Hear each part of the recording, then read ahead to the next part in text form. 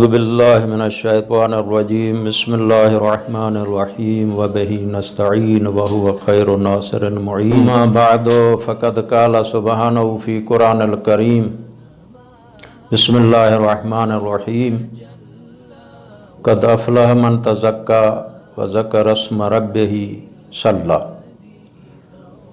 असांजी बहस जी अहमियत ऐं फ़ज़ीलत फ़ितरे जे बारे में आहे ऐं अहकाम फ़ितरे।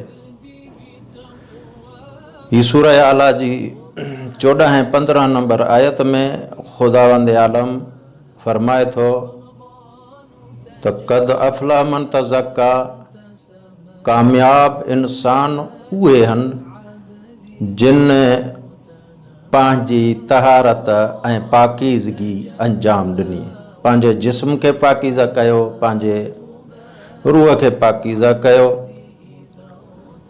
ऐं कामयाब इंसान उहे हन ज़कर अस्म रब्बिही, जंहिं अल्लाह जो नालो वरितो ऐं नमाज़ खे पढ़ियो ऐं अंजाम ॾिनो।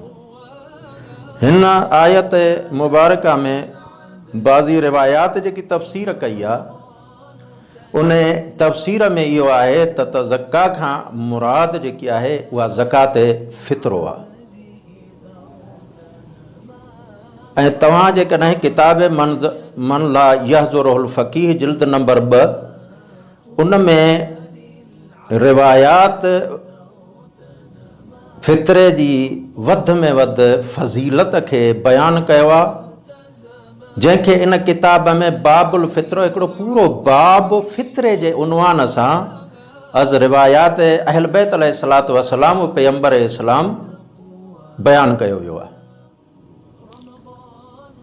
हिन असां ज़कात फ़ितरे खे फ़ितरो चऊं छो था, इन जी मानाऊं मुख़्तलिफ़ बयानु कयूं वयूं आहिनि लुग़त ऐं इस्तिलाह जे हिसाब सां, लेकिन हिकिड़ी माना जेकी बयानु कई वई आहे उहा फ़ितरे जी माना इहा आहे ख़िलक़त, माना बदन जे हिसाब सां ऐं इस्लाम। लिहाज़ा छो था फ़ितरो चऊं, इन जे करे चवनि था त इहा माना जेकी आहे फ़ितरे जी, छो जो इंसान जे बदन जी तहारत ऐं रूह जी तहारत खे फ़ितरे जे वसीले सां अंजाम थियो ॾे, इन जे करे इन खे फ़ितरो चयो थो वञे।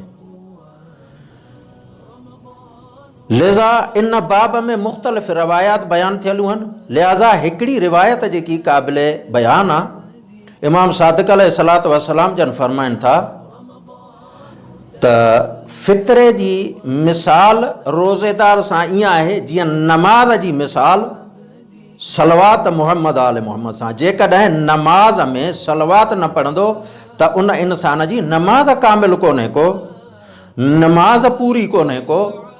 अहिड़े ई तरीक़े सां जेकॾहिं माह मुबारक रमज़ान में इंसान रोज़ा रखे ऐं फ़ितरो न ॾे, अदा न करे, त उन जा रोज़ा कामिल कोन्हनि के, पूरा कोन्हनि के।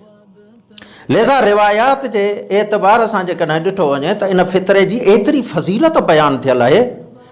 पहिरियों इहो आहे त रिवायात बयानु थियूं कनि त फ़ितरो इंसान जे रोज़े खे कामिल थो करे ऐं पूरो थो करे, जीअं सलवात मुहम्मद आल मुहम्मद नमाज़ खे कामिल थी करे, नमाज़ खे पूरो थी करे। जेकॾहिं इंसान नमाज़ में तशहुद खां बाद में जेकॾहिं सलवात न पढ़े मुहम्मद आल मुहम्मद जी ज़ात त नमाज़ कामिल कोन्हे को।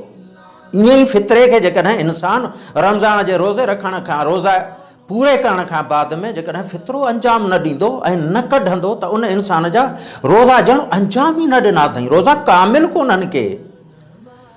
हिकु ऐं ॿियो रिवायात में बयानु थियल आहे त माह मुबारक रमज़ान जा जेकॾहिं रोज़ा क़बूल थियणा आहिनि ऐं मुहिम शर्त बि आहे त इंसान चाहे थो ज़ात परवरदिगार वटि इंसान जा रोज़ा क़बूल थियनि।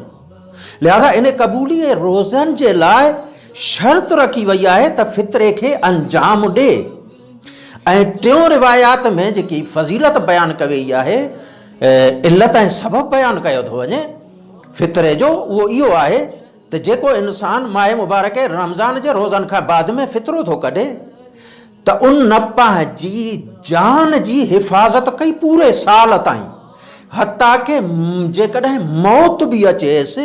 इमाम सादिक़ अलैहिस्सलातु वस्सलाम खां रिवायत बि आहे मन ला यहज़ुरुल फ़क़ीह में, इमाम फरमाइनि था इन साल में फितरे कढण खां बाद में पूरे साल ताईं इंसान ते मौत नथो अची सघे। बस फितरो इंसान जे मौत खे बि पोइते थो करे।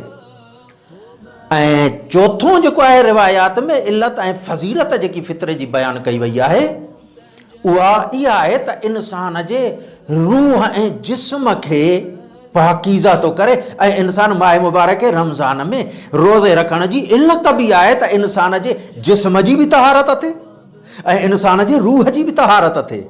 लिहाज़ा इन जे करे रिवायत तमामु घणियूं आहिनि जेके फज़ीलत खे बयान। ऐं हिन आयत जे एतबार सां बि फितरो इंसान ते हर उन फ़र्द ते ईद जी राति फितरो कढणु वाजिबु आहे जंहिंमें 3 शर्त पाता वञनि। पहिरियों शर्त इंसान बालिग़ हुजे ऐं ॿियो शर्त इंसान आक़िल हुजे ऐं टियों शर्त इहो आहे त इंसान फ़क़ीर न हुजे। बसि इहे 3 शर्त जंहिं बि फ़र्द में ईद जी राति पाता वञनि उन फ़र्द ते पंहिंजो फितरो कढण बि वाजिबु आहे ऐं पंहिंजे अहल ऐं अयाल जो फितरो कढण बि वाजिबु आहे। लिहाज़ा फितरे कढण जे वजूब जो टाइम जेको आहे उहो आहे ईद जी राति। उन टाइम खां वठी इंसान इन फितरे खे अदा करे, लेकिन कहिड़े टाइम ताईं? लिहाज़ा उलमा बयान कनि था त ईद फितर जी राति खां वठी ऐं ज़ुहर जे नमाज़ ताईं फितरे जे वक़्त अदा करण जो वक़्तु इहो ई आहे। लेकिन बहितर आहे त जेके इंसान ईद नमाज़ पढ़णु वञनि था ईद नमाज़ खां पहिरीं फितरे खे अदा कयो वञे।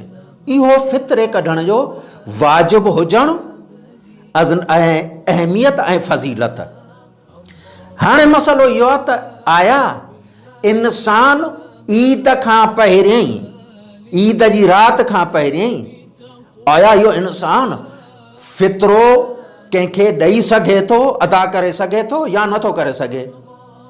जेकॾहिं कोई मुस्तहिक इंसान आयो, लिहाज़ा फ़िक़ही एतबार सां जाइज़ आहे त जंहिंखे ज़रूरत हुजे उनखे जेकॾहिं इंसान पहिरीं बेउनवान कर्ज़ ॾे, जॾहिं ईद जी राति अचे त उन कर्ज़ खे फितरे जी नियत सां इंसान अदा करे, वरी ॿीहर फितरे कढण जी ज़रूरत कोन्हे को। हाणे मसइलो इहो आहे त आया उन फ़क़ीर उन मुस्तहिक खे जंहिंखे कर्ज़ अदा कयो वियो ॾिनो वियो, आया उनखे इहो ॿुधाइणु वाजिबु आहे? लिहाज़ा उलमा फ़रमाइनि था न, ज़रूरी कोन्हे को त तव्हां उन्हनि खे ॿुधायो।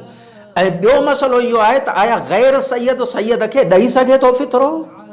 न, गैर सैयद सैयद खे फितरो नथो ॾेई सघे, सैयद सैयद खे फितरो ॾेई सघे थो। वस्सलाम अलैकुम वरहमतुल्लाहि वबरकातुहू।